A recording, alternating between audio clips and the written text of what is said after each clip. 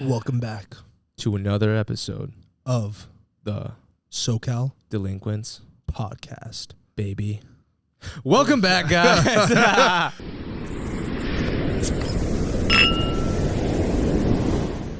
You don't understand how long we've been practicing. Actually, we didn't really practice. No, this was a one-take wonder, right? For sure. Yeah, we were ready. We came in proper this time. Proper indeed. So, how was your Labor Day? Let's start. How was your Labor Day? Okay, I'll do mine. My Labor Day was honestly very relaxed. You know, I kind of just chilled, was getting ready for my new job actually at a big law firm, so big boy job finally. No more sunglass hunt. No more the discounts. I know you got those for cheap though. Yeah, bro. I think I have so many sunglasses to the point where I don't ever need to buy another one. But I don't know about you, bro. In my opinion, sunglasses might be the best accessory. Oh, it's not next to a chain or a necklace. Do you know what I really want to get? A watch, like a really good watch. Oh, like wait, okay, yeah. I feel like when you're like, actually for your work, it'll actually be even better for a law firm. You Pulling know, up with a suit every day, with the fucking nice, with a bracelet, with a little watch, with the chain tucked in. That's the dream. But you got to grind for that, bro. I think I have a homie that works at Jared. She can give me a good discount for like a good like Swiss watch.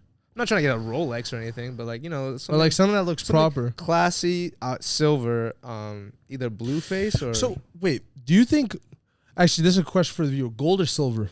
When I was a kid, I really liked gold, but I think when I mature more, I think silver is more masculine. I mean, if you like gold, that's fine. For me, I think silver suits Somebody told me though, if you're like more tan, gold looks better than silver. But I think the opposite. I don't know. I think I just love the silver look. You like the clean look? Mm-hmm. How's that lower decky treating you right there? Shit's like a punching bag, huh? I had to transfer to a lower deck. But hey, bro, that's it. Actually, I'm not even big into the Nick pouches. I just kind of do it for the memes. But yeah, that Zyns shortage, man. All these like knockoff ones, bro, they're just painful. Very painful. But honestly, so yeah, I didn't do much Labor Day. I think I was just really like, I wasn't nervous, but I was anxious. I was like, I want to make sure I make a good impression my first day. Yeah, wake up on time. Do you like the work environment? Do you like the people? The people. So I got referred from one of my friends. She referred both me and Faraz, one of our close homies. And we shout out Faraz Ashami.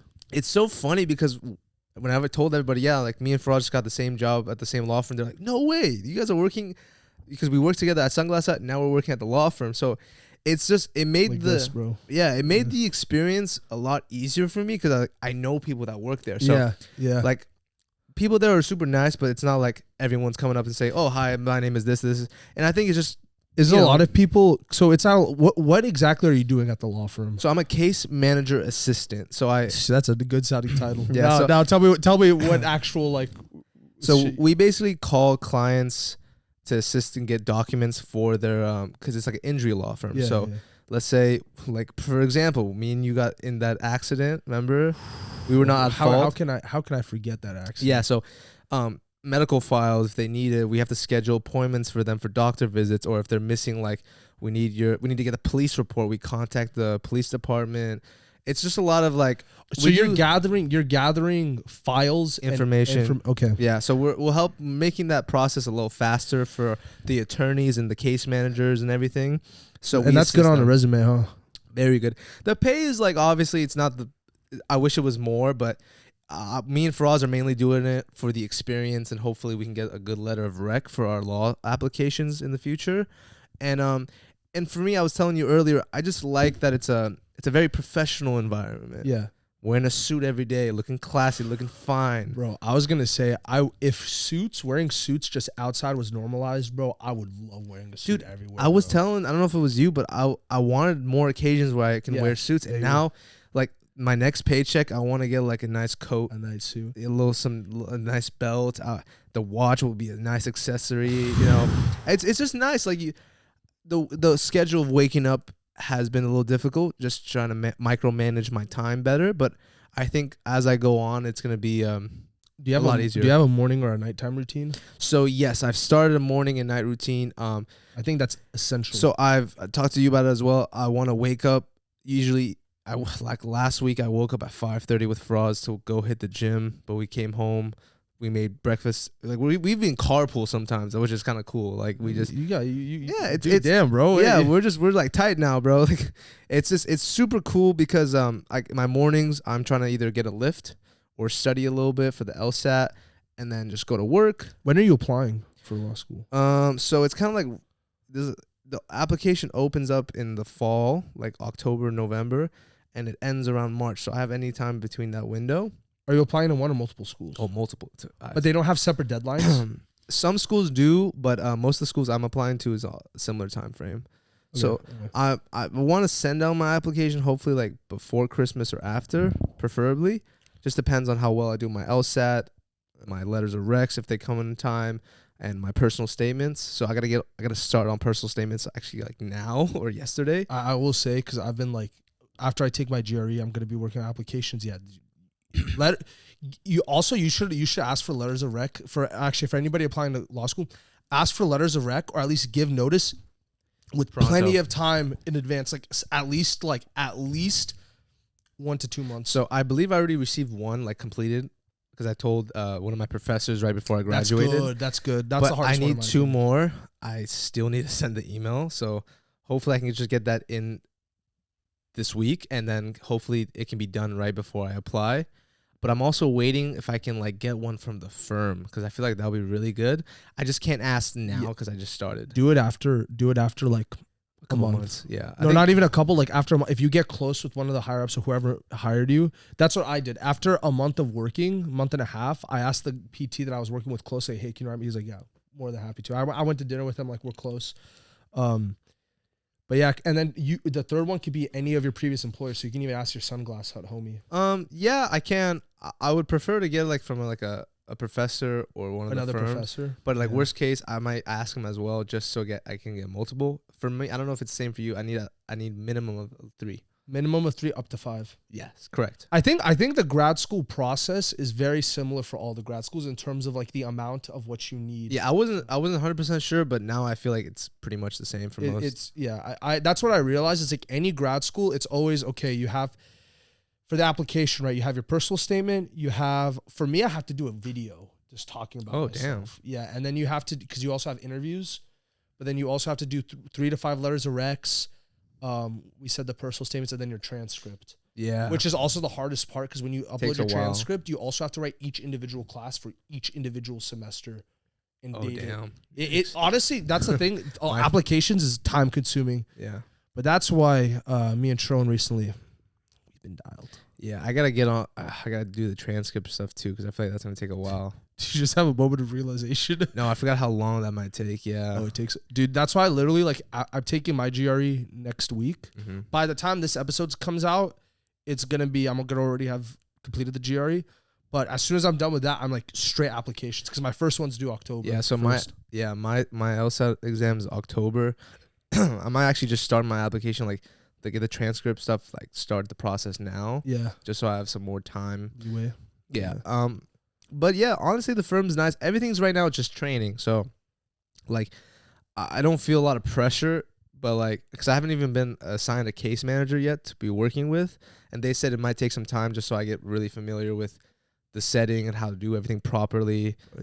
Yeah, but it's cool. It's just it's a really nice environment. It's a change of scenery, and I think it's just gonna give me a lot of experience. I'm gonna gain a lot of knowledge in the field of law and knowing all the process and everything. And like, I mean, I don't know about you working there too. Do you feel like a sense of professionalism? Like you have to carry yourself with higher respect. For sure. I can't act like a fool. Yeah.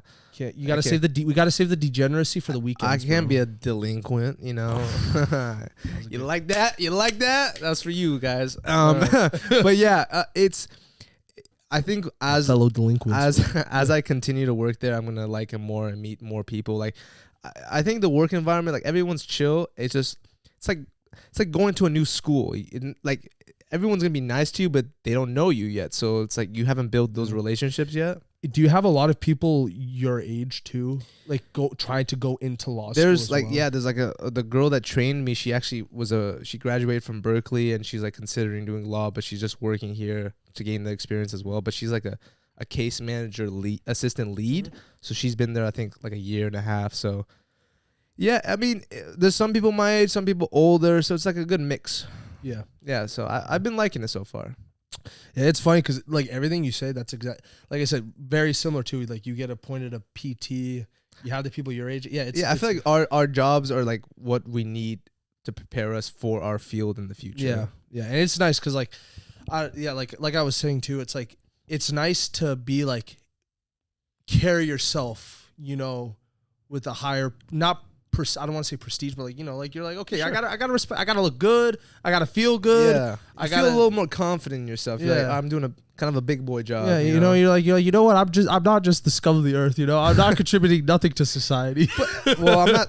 Hey, there's a lot of jobs that people do that still benefit the society and stuff. I don't want to just like shit on anybody else that's not doing like something like a no. But I'm saying like I feel like any job where you have to have any like customer service, anything where you have to interact with other people and you have to carry yourself. I feel like that's great experience because it also helps like dude, networking and just like being able to talk to people, like having basic conversational skills is so critical in your life. And so like it makes a difference, bro. 100%. So tell me about your Labor Day. How was yours?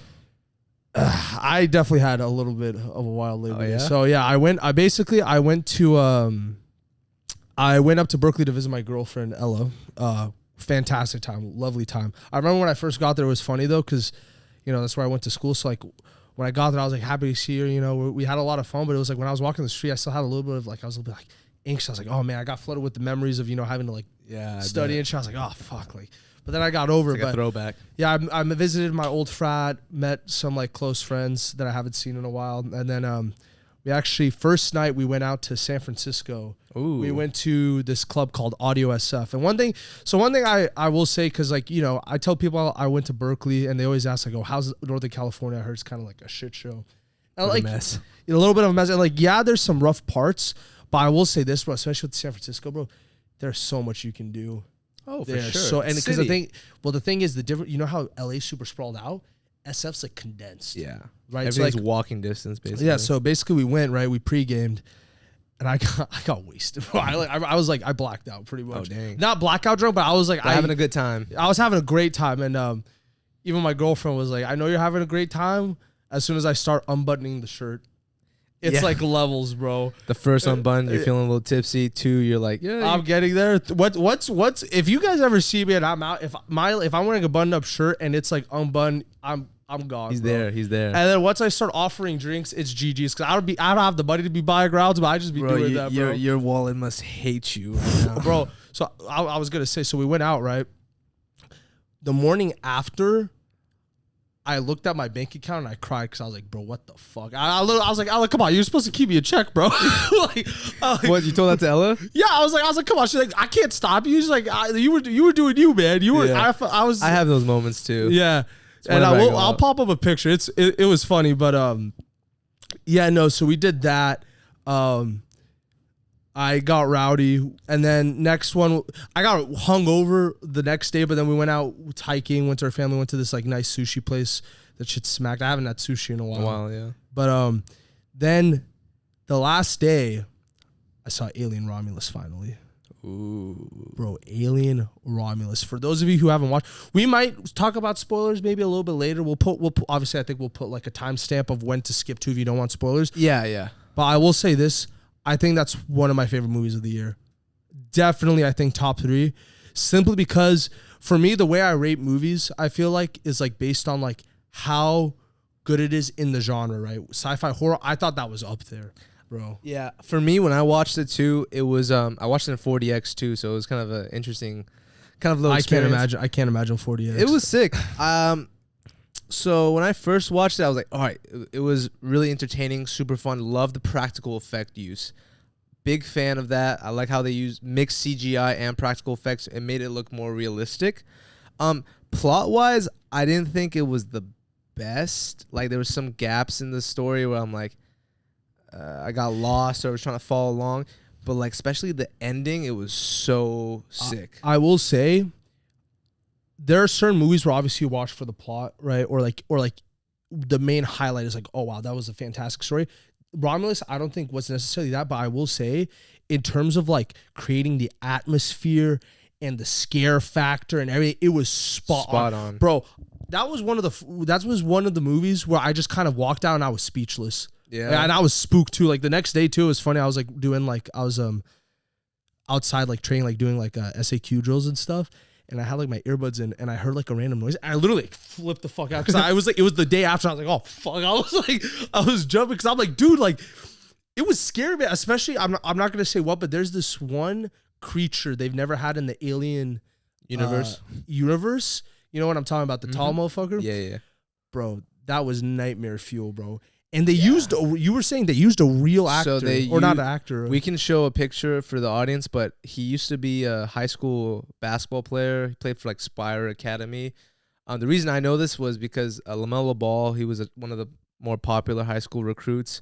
He played for them, and he was like his teammate. But he played the dude that was in the film. He played for like the junior varsity team. Yeah, but he's gigantic, like 7'7". But his body's like it's like he doesn't look normal. I don't want to make fun of him, but he just generally doesn't look like a normal human being. He has exaggerated characteristics for sure. Dude. But like he was perfect for the fucking role though. Like I don't know how they found him or if he like auditioned or something. The thing is, I know who you're talking about, not because I followed or whatever, because he was like all over the internet. Like, dude, look at this dude. Like, he's like, because he doesn't have to jump to dunk. He just kind of reaches. He just stands. Yeah. Dude, but like. He's long, too. He's not like he's just tall. He's lengthy.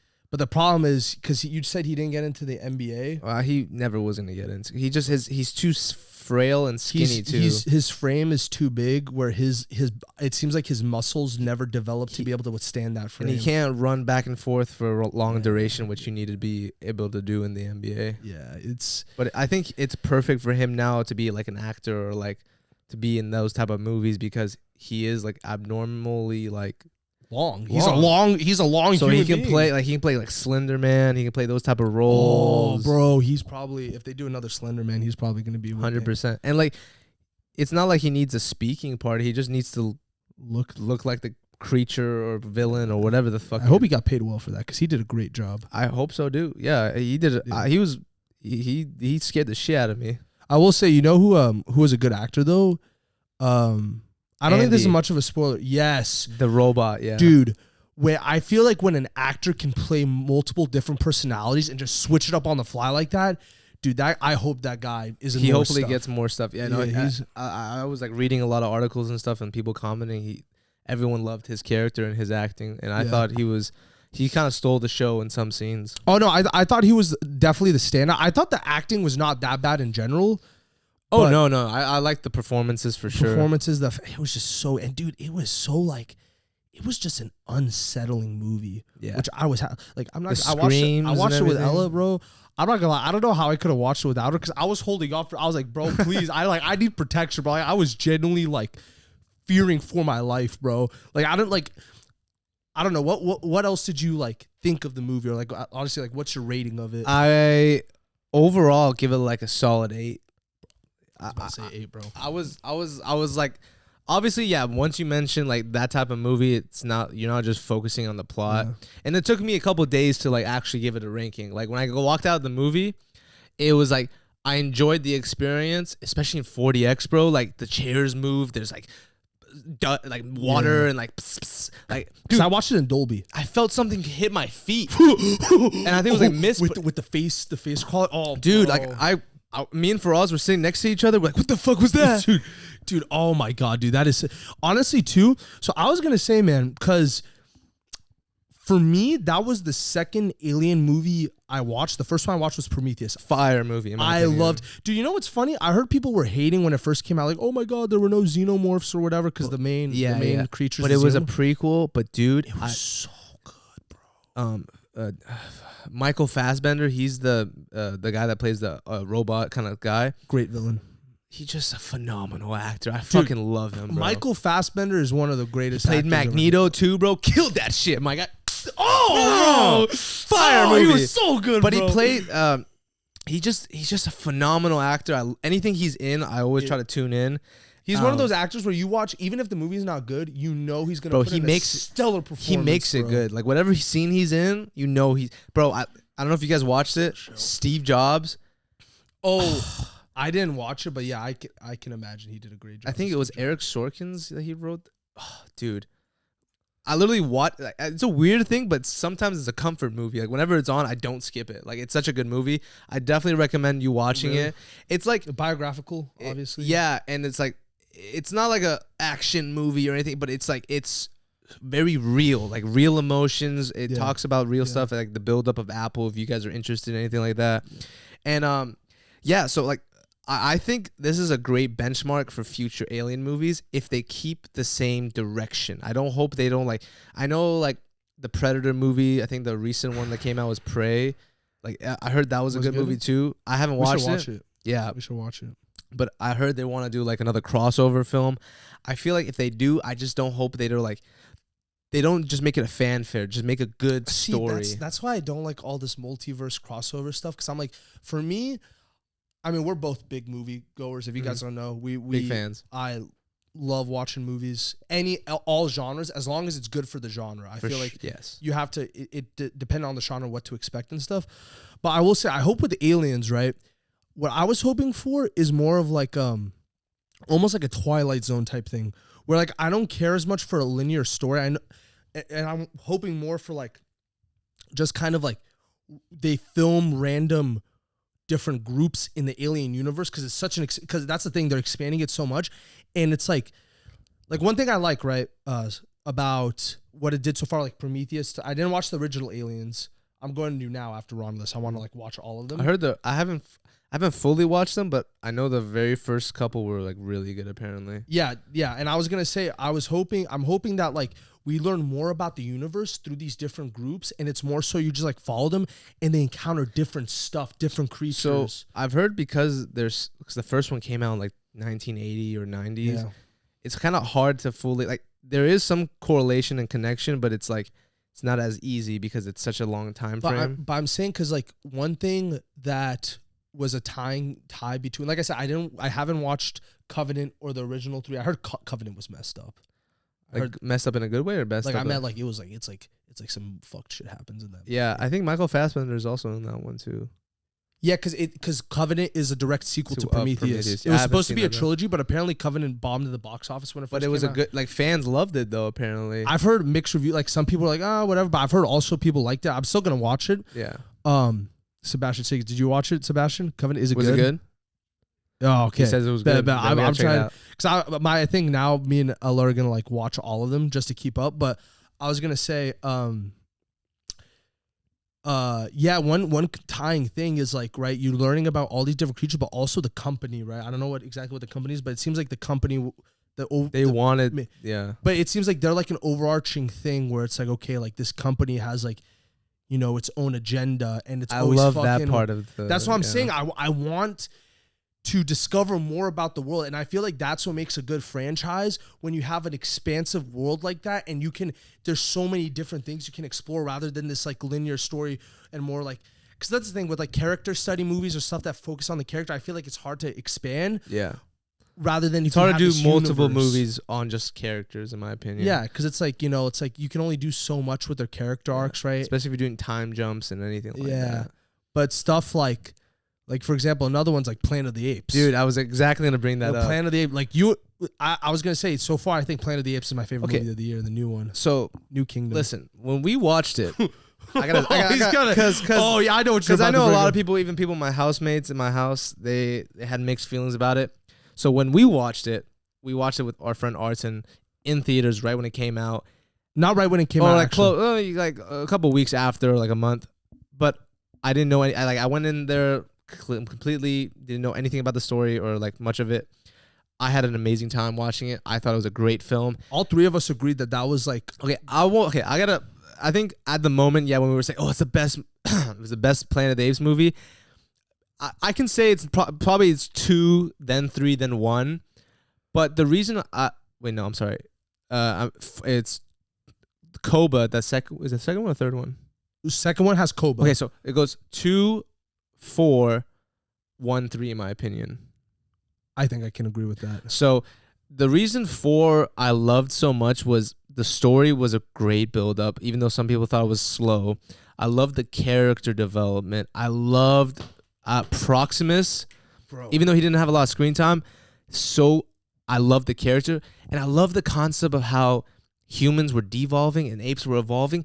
But the reason apes continued to evolve was because they realized the history of the human race, like how Proximus loved the Roman Empire and the general leader of like Julius Caesar, and he wanted to take that type of mentality going forward in his reign. Yeah. And like I love that concept, and it was just I just loved how the direction they're going. And I know like this wasn't as action packed as like for example Planet Apes 2, which is fine. Wait, I will say I thought there was a lot of great action in that movie. Some people don't think that. But okay, I was going to say real quick, sorry to interrupt. Let me sit up for this. All right. I was going to say that like I think one of the problems is, right, when people are like talking about this movie, a lot of them are comparing it to, oh, but like Caesar, right? Caesar this, like, oh, Caesar's such a great character. Like, look at 2, right? This was the first movie of Noah's entire trilogy. His arc. And I thought for like I already thought he went through a lot of character development, and it only sets up for future, like for him to potentially be as good as Caesar. And the other thing I was going to bring up with Caesar, bro, him becoming a religious figure was such a good, exactly, story direction. He became Jesus in a sense. And it was such a good metaphor for like how actual religion is. But exactly, but it's also taking human, like this is how kind of our human race started, bro. Like early on, they took inspiration. They found that they became like, it's just the connection between humans and now the apes. It's just so well done in this film. Yeah, and and so that's why I want to bring back to like why I think the Planet of the Apes is gonna be one of the top like franchises and sagas is because thanks. Sorry, I have a tendency. Welcome. I was gonna say is because yes, Caesar was a really good main character, and yes, there were good characters. And I think, like, for example, I do think Koba was a better villain than Proxima. Not that Proxima was bad, but it's just like you followed him for multiple movies. Let me explain why. Oh, because thanks, brother Sherwin. Because yes, because Koba's amazing. Because he was established in the first film. Yeah, he wasn't the main character or the main antagonist, but we realized why he hated humans so much and why he became what he was in the second film. Proximus had maybe like 30 minutes of screen time only in this fourth film. Mm-hmm. So like I guess I understand why people are like, oh, he wasn't really like, we didn't understand why he was doing this as much, or he didn't have a lot of development throughout the film. It's because Koba was established early on. Yeah. And you know what the thing is though, but you look back to the first Planet of the Apes where Caesar was made, there was no like carryover to like the villain of that movie. I mean, I don't remember there's a flat out villain, maybe like the scientist, but they didn't carry over to the next one. It was the company, and I guess it was just like the humans in general. Yeah, but I'm saying like comparing, like even if you compare the fourth to the first movie, you cannot tell me the first Planet of the Apes, in my opinion, I don't think it was better than the fourth Planet of the Apes. I honestly, I remember I watched the first Planet of the Apes with my dad in theaters, and I had like I love that film, but obviously I would put fourth ahead of it.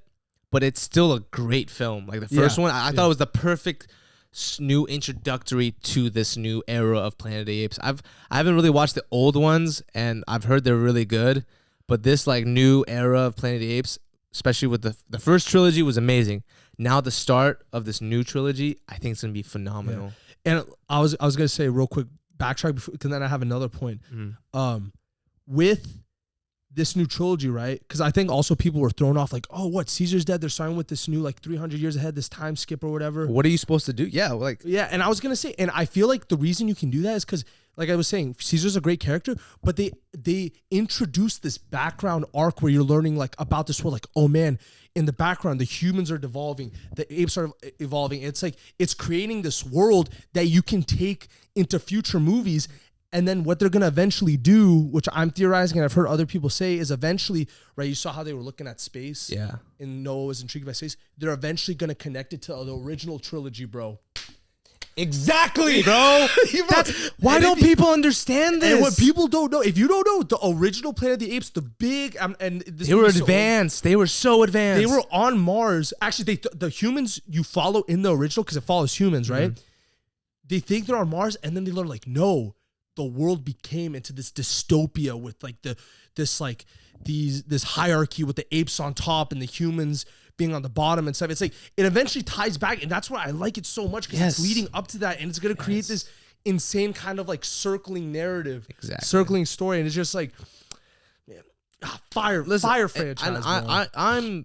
I think everyone's entitled to their own opinion. If you didn't like the fourth one, that's fine, but the reasoning cannot be, oh, it's because Caesar wasn't in it, or because there's not a lot of action.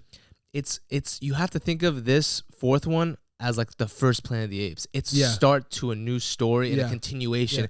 Because let's say they made the fourth one right after Caesar died. What else do you have to say about the story? It's done.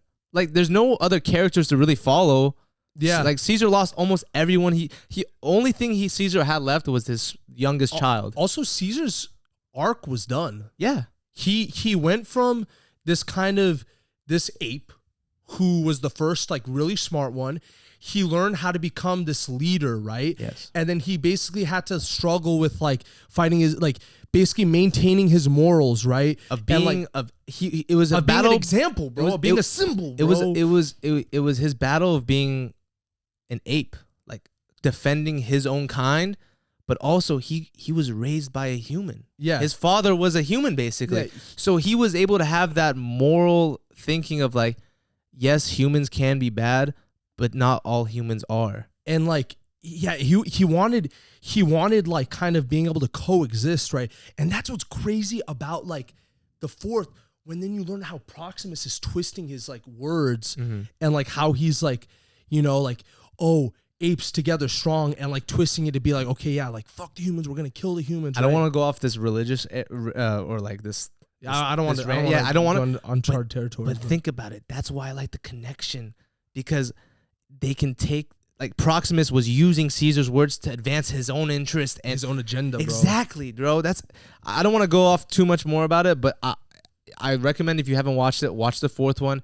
But especially if you watch the first trilogy of Planet of the Apes, it's just, I think it's a great series of films, because it's all the way it was done. The directors, Matt Reeves was the one that made the second one with Koba.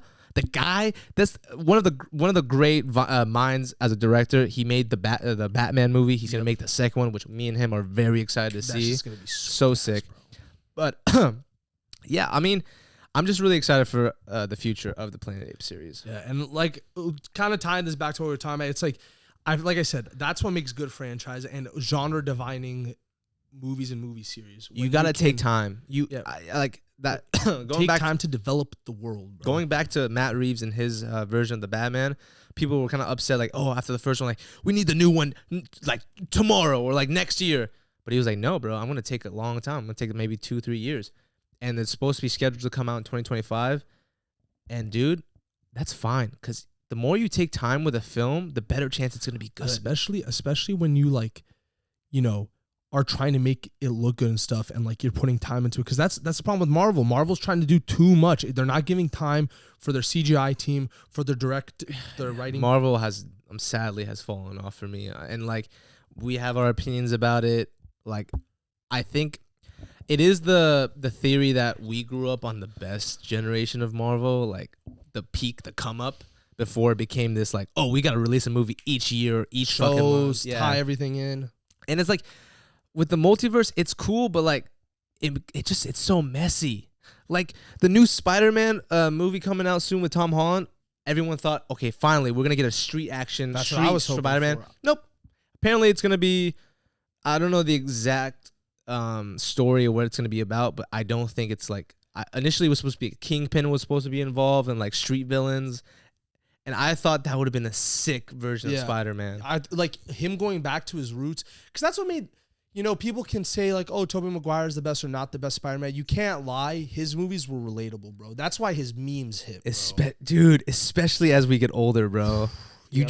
That's why you feel the struggle, bro. Tobey will always be my Spider-Man.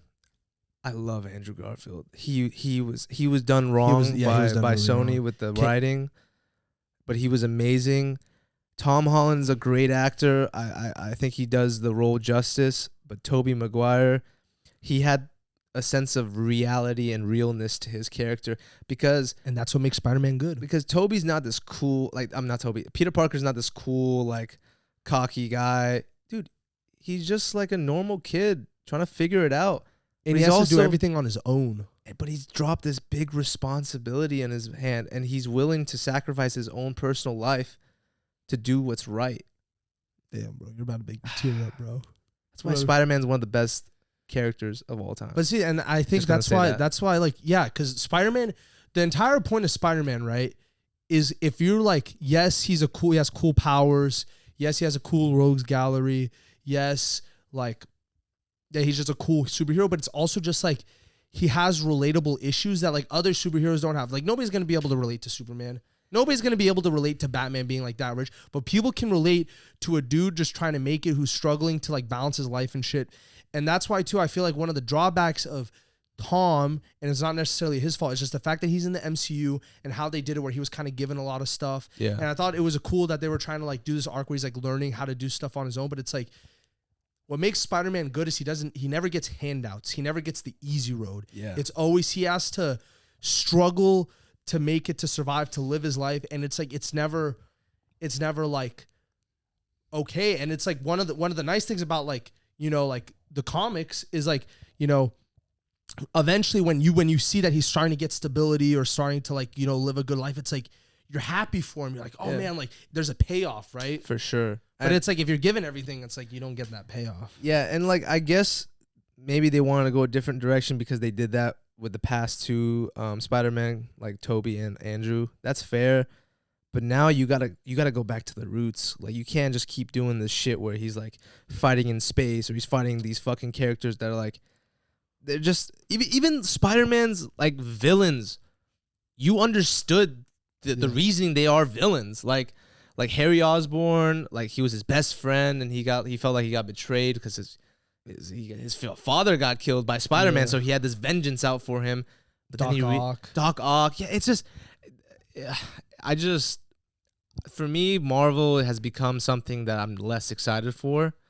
And it's a sad reality, but it makes me appreciate the older stuff that I grew up watching. And hopefully when I have a kid, I'm going to show him all the OG shit. And the other thing too is like back then, because like Marvel was on the come up, they took time to create these good, like it wasn't like they were creating something to push this overarching narrative in like the entire MCU. It was like they were focused on making good movies, not a good universe, a good movie. And it was every Marvel movie now is like a stepping stone to like another movie. It's like let's just focus on this, what we're watching right now. Yeah. And like, for example, their latest release, Deadpool versus Wolverine, you know, originally when we watched it, we weren't the biggest fans. We didn't think it was that good. It was a great, funny movie. Ryan Reynolds keeps doing his thing. It's a great Deadpool movie, but like we came in with had higher expectations. And like I mean, it was a fanfare movie. Like it was great seeing Hugh Jackman back in the role, but it like didn't fill a piece of me that I like wanted to like, you know. Like I thought, because I was hearing stuff like, oh, this is gonna be so impactful on the universe. It's gonna like be as big as like Infinity War and Endgame, and I came in with those expectations. Personally, for me, I don't think it got anywhere near the impact. And like, I feel like if we came in expecting more of like, oh, funny movie, like it was a funny movie. Like I laughed. Oh, like, it was good. It had a lot of memeable moments. I mean, this movie's been out. I'm sorry if you haven't watched it, but Chris Evans reprising his role as fucking Human Torch. That shit was so fucking fun. Channing Tatum, I'm gonna make a name for myself. No, that shit was fire. It was great moments. And I'm not gonna take it. And the action was pretty good in terms of like they had like some cool scenes, cool fights. But when you look at the story, and this is what I was trying to say about like crafting like good movies and good stories, it's like the story itself was lackluster, and I was coming in expecting more of a story where they eventually like it makes sense. Like, oh, Deadpool's in the universe, but it's just kind of like it never got there. I was like, I didn't really get the plot. It was just more so it seemed like stuff was happening just to have Hugh Jackman and Deadpool on screen. Yeah. I don't know if Marvel is ever going to realize that because they're so big and they're owned now fully by Disney.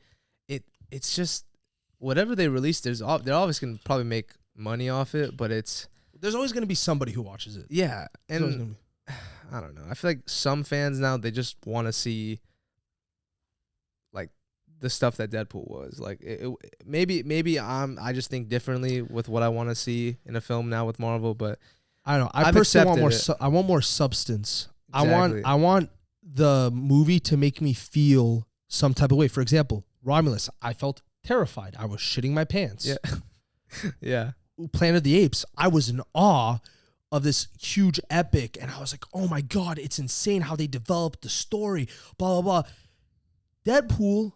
Some funny laps, but it didn't make me feel like this. Like I wasn't moved. That's the issue with movies now being made. I feel like there is that missing gap of, because movies are meant to, like films are meant to give a reaction to the audience. Like you're supposed to come out there like, whoa, that really touched me, or that really freaked me the fuck out, or damn, I related to that so much. Yeah. And I have that issue now going to movie theaters and watching films. I'm like, half the time I'm like, I missed the point of this movie.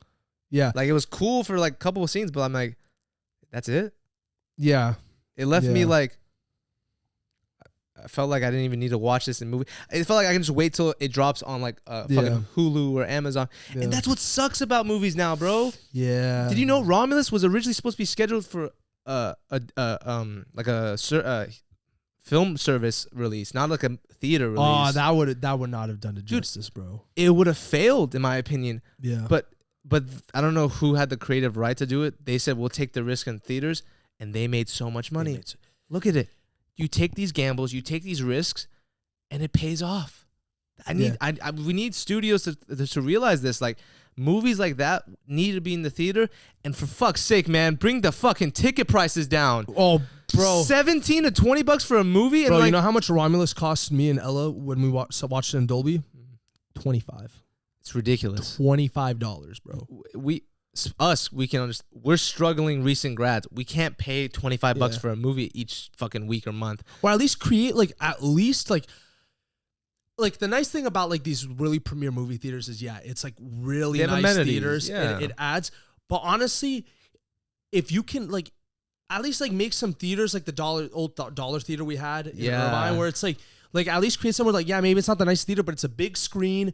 It forces you to not be on your phone. That's the other thing. My problem with at-home movies, there's so much ways you can be distracted. You can't be fully into the movie, right? Because you can always check your phone, or you can always like take a pause, do something else. Yeah. It's like you have to, and that's why like I feel like stuff like Romulus and Apes were so good in theaters because it's like you were fully invested, and the theater adds so much. It makes it a spectacle, and that's what movies are supposed to be. That's why I will always choose the theater if it's a new movie release that I really want to see, because it gives you a better viewing experience. That's why I love Planet of the Apes, the fourth one, more so than some of our friends, because they watched it just like at home, and I feel like they didn't really sit down and fully watch the film. Yeah, they were like talking to each other. They weren't really paying attention, and then obviously, if you don't pay attention for 5 minutes, you look back, you're not going to be able to follow along. And that's the type of movie where you need to be paying attention. Yeah. And another great movie that we watched this past year, Godzilla.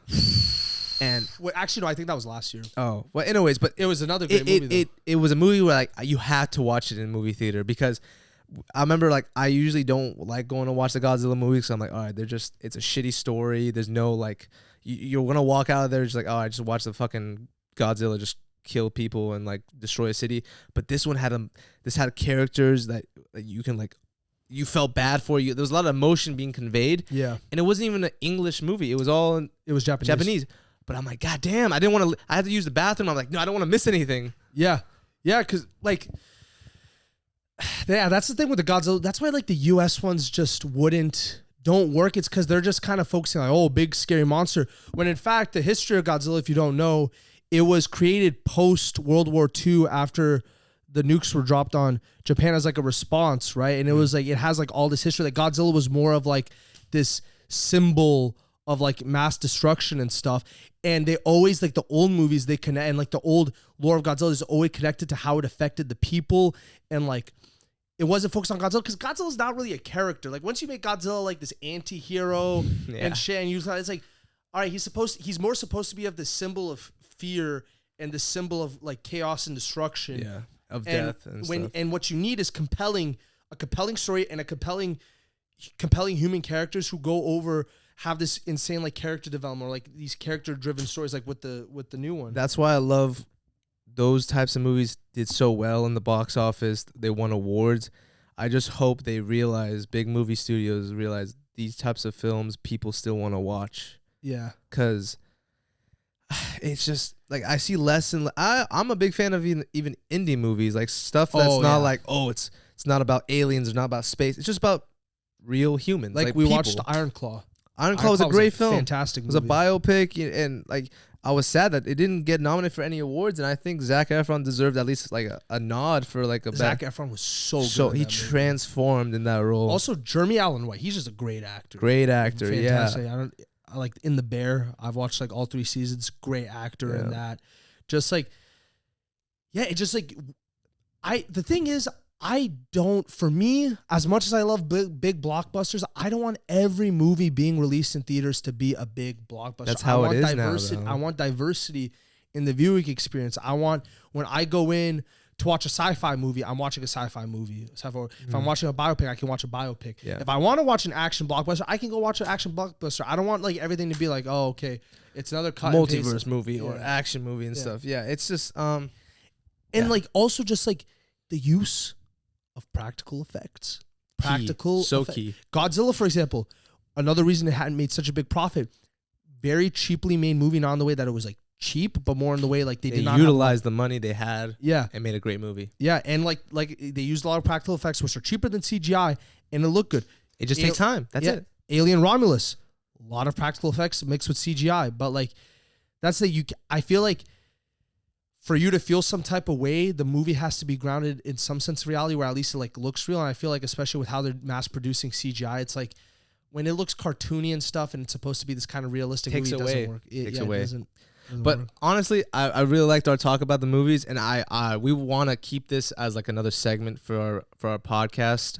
Maybe rankings too. Rankings. We're gonna just every new movie we watch this year, we're gonna mention it and see how we feel about it. And hopefully we'll have like a big ranking of like the films we like this year. Yeah. And we want your opinion too as the audience. Write down in the comments what you thought about the movies we mentioned if you saw it, or if you have any recommendations. Let us know. That's another one. If you guys got recommendations, like, you know, so we can like watch, review. Because like I said, we're big movie watchers. That's like one of our favorite like pastimes. Yeah. Like hobbies is just movie watching. So that's gonna be a wrap of this episode. Thank you for watching, and we out, baby.